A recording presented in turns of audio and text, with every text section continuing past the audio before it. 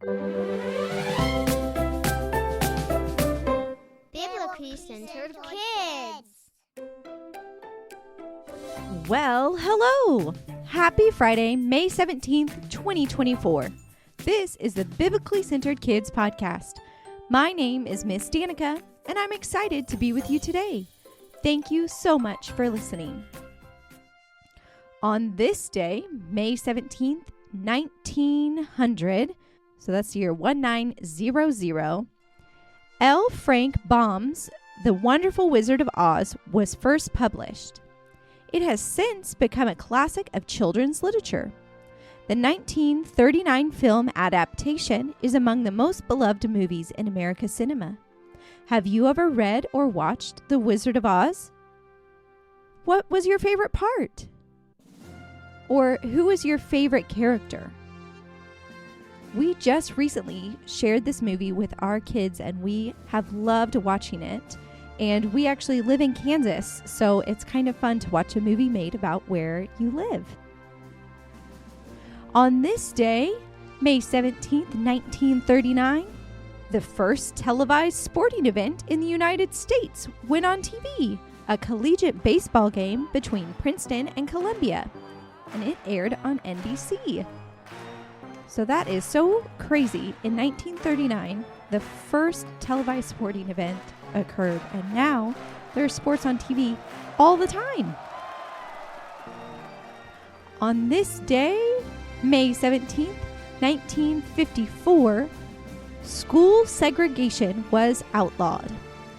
Lawyer Thurgood Marshall scored a landmark victory as the U.S. Supreme Court unanimously ruled in Brown v. Board of Education of Topeka that racial segregation in public schools was unconstitutional. And Supreme Court Justice Earl Warren wrote that, "In the field of public education, the doctrine of separate but equal has no place, as segregated schools are inherently unequal." Segregation did not measure up to the nation's founding ideal that all men are created equal. And this case electrified the nation and remains a landmark in legal history and a milestone in civil rights history to today. Well, it is Friday, and you know what that means. That's right, it's quiz day. You can either answer aloud or grab a pen and paper to write down your answers. Are you ready? Let's begin. Question 1. What is virtue T that we've been talking about all week? Is it A, we talk loud and fast? B, we talk truthfully? C, we talk about others? A, we talk loud and fast? B, we talk truthfully? Or C, we talk about others? That's right. The answer is B. Virtue T says we talk truthfully and appropriately and do not mislead people with our words. Question 2. What does the virtue truthfulness mean?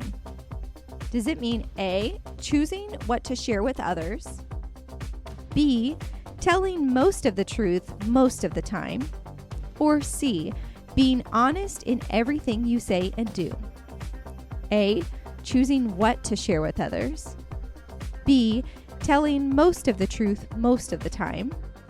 C, being honest in everything you say and do? Of course, it's C. Truthfulness helps us exemplify God, who is the author of truth, and it helps us build trust with others. Question 3. In our Old Testament story this week, what was Nathan's job? Was he A, a prophet, B, a soldier, or C, a cupbearer? A, a prophet, B, a soldier, or C, a cupbearer? Yes, A is correct. He was a prophet. His job was to help the people understand more about God and how they should live. Question 4. What story did Nathan tell King David to help him understand his mistake? A story of two houses, one firm and one shaky? Or B, a story of a rich man with lots of sheep and a poor man with only one sheep? A story of two houses, one firm and one shaky? Or B, a story of a rich man with lots of sheep and a poor man with only one sheep? Answer B is right. Nathan's parable illustrated that the rich man took what wasn't his even though he had more than enough. Question 5. How did David react when he realized he was wrong? A, he was very sorrowful. B, he just shrugged his shoulders. C, he continued in his sin. A, he was very sorrowful. B, he just shrugged his shoulders. Or C, he continued in his sin. The answer is A. David admitted his sin and asked God for forgiveness. He also realized that even though he was king, he still had to answer for his sins. He couldn't hide anything from God. Question 6, our last question.